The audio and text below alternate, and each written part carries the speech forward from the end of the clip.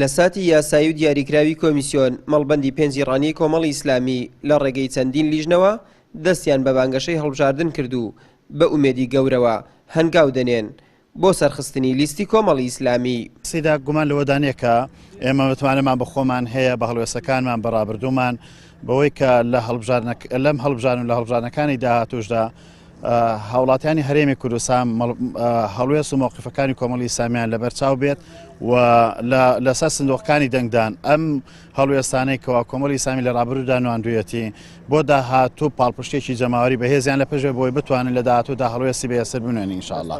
کۆمەڵی ئیسلامی بە شانازیەوە 4 ساڵی تێپەڕاند لە انتخاباتی پێشەوە تاوەکو ئەمڕۆ بە هەڵوێستی مەردانە بە هەڵوێستی جوامێرانە کە لە بەرەی خەڵک و لە بەرەی جەماوەری مەزلومدا بوو لە بەرامبەر ستەمی دوو هێزی دەسەڵاتداری هەرێمی کوردستان کە بۆ ماوەی 27 ساڵە خەڵکی کوردستان دەسەوسێنەوە و زوڵمی لێ دەکەن.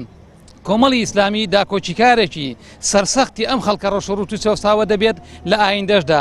کاندیدانی کۆمەڵی ئیسلامیش ڕای دەگەێنن خەڵکی شایستەی ئەو ژیانە دژوارە نین کە ماوەی 27 ساڵە دەسەڵاتێکی پاوەنخواست بۆ خەڵکیان فەراهەم کردووە.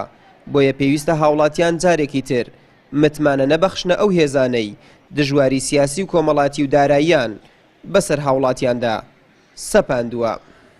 و ئێمە هاتووینەتە مەیدان بەڕاستی دەمانەوێت جەماوەر لەگەڵماندا هاوکار بێت بۆ ئەوەی کە بڕیاری سیاسەتی برسیکردنی گەل و میلەت و جەماوەر ڕەت بکەینەوە و کاتی ئەوە هاتووە کە خەڵک بڕیاری گۆڕانکاری بدات و بڕیاری چارەنووساز بدات. ئەو زاڵمانەی کە بەڕاستی بۆ ماوەی 27 دانە ساڵە خوێنی ئەو میلەتە دەمژن بۆیە دۆخی نەهەمواری خەڵک لەو قۆناغە سەختەدایە بۆیە ئەو قۆناغا و ئەو دۆخە نەهەموارە پێویستی بە چاکسازی هەیە پێویستی بەوە هەیە کە گۆڕانکاری تێدا بکەین.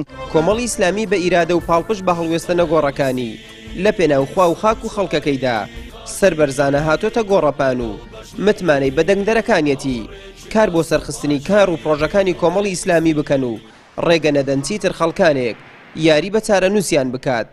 هاوکات هەنگاوەکانی کۆمەڵی ئیسلامی و نوێنەرەکانی کۆمەڵ لە حکوومەت و پەرلەمان جوانترین نمونەی بەڕێوەبردن و ئیدارەدانیان پێشکەش کردووە جیاواز لەو پارتانەی لە پێناو حیزب و خزمدا هەنگاویان ناوە.